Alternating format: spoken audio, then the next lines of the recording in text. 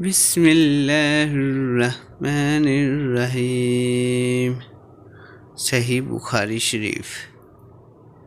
ہم سے محمد بن سلام نے بیان کیا، کہا ہم سے ابو معاویہ نے خبر دی، ان سے ہشام نے اپنے باپ کے واسطے سے بیان کیا، انہوں نے زینب بنت ام سلمہ کے واسطے سے نقل کیا، وہ اپنی والدہ ام المومنین ام سلمہ رضی اللہ عنہا سے روایت کرتی ہیں کہ ام سلیم نامی ایک عورت رسول اللہ صلی اللہ علیہ وسلم کی خدمت اقداس میں حاضر ہوئیں اور عرض کیا کہ یا رسول اللہ، اللہ تعالیٰ حق بات بیان کرنے سے نہیں شرماتا، اس لیے میں پوچھتی ہوں کہ کیا احتلام سے عورت پر غسل ضروری ہے؟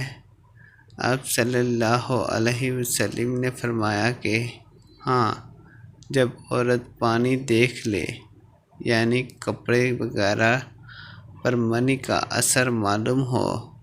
تو یہ سن کر ام سلمہ رضی اللہ عنہا نے شرم کی وجہ سے اپنا چہرہ چھپا لیا اور کہا یا رسول اللہ، کیا عورت کو بھی احتلام ہوتا ہے؟